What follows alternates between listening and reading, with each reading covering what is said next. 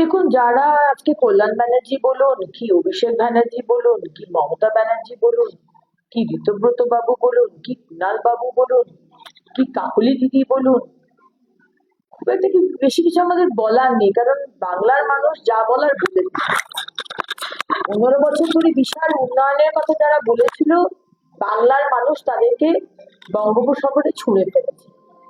এবার আবার তারা এই রাজনীতি করতে থাকুক যেটা 15 বছর ধরে করেছে, শুধু লোকের গায়ে কাদা ছোটানো, শুধু লোককে বিক্রি করা, শুধু ডেভেলপমেন্টের কাজ না করতে দেওয়ার, সবসময় রাজনীতি করা।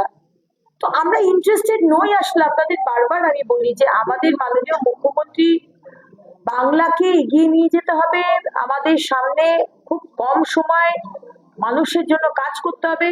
এখন যে ম্যান্ডেট মানুষ দিয়েছে, অনেক এক্সপেকটেশন আমাদের থেকে, কে নেগেটিভিটি করছে, কে কি রাজনীতি করছে, বাংলার মানুষ বিরক্ত হয়ে গেছে। আমরা অ্যাবসলিউটলি এই বিষয়ে ইন্টারেস্টেডই নয়। কল্যাণ বাবু যা কিছু বলতে পারেন, আজকে যে পার্টি এক্সিস্টই করে না, যে পার্টি টুকরে টুকরে গ্যাং হয়ে গেছে, তাই সেই পার্টির ব্যাপারে একজন শুভেন্দু অধিকারীর মতো মানুষের মুখ্যমন্ত্রী, তার সরকারের মন্ত্রী হয়ে আমি সময় নষ্ট করে কথা বলবো না। এটা বেকার, তাদের বিষয়ে কমেন্ট করাটাও মানে আমার আমার আমার সরকারকে আন্ডারমাইন করা। কথাই বলবো না তাদের বিষয়ে। তাদের সম্পূর্ণ নিজের টিম এ, টিম বি, টিম সি, কোন টিমের টিএমসি, এটা কোন টিম, সেটা তারা কি জেলা প্রেসিডেন্ট করছে, ডাজন্ট রিয়েলি ম্যাটার। কল্যাণ বাবু নাকি গদ্দার বলছেন। কল্যাণ বাবু, আপনি কাকে গদ্দার বলছেন? আপনারা গদ্দারি করে কংগ্রেসকে ভেঙে কংগ্রেসের পেট থেকে টিএমসি কে তৈরি করেছিলেন।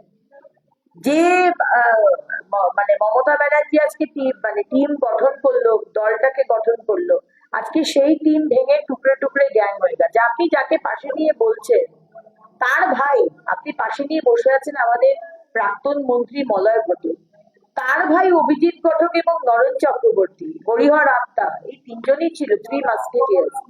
তারা এখন রয়েছে অন্য টিমে, ঋতব্রত বাবুর টিমে। আপনি গদ্দার বলছেন, তাহলে আপনার পাশে যে বলে আছে তাকেও গদ্দার বলছেন, তারই তো ভাই। তার মানে নরেন চক্রবর্তী যে আমাদের জেলার আপনাদের দায়িত্বে ছিলেন, প্রেসিডেন্ট, তাকেও আপনি গদ্দার বলছেন। পুরো টিমটাই আপনারা আসলে গদ্দারি করেছেন বাংলার মানুষের সাথে।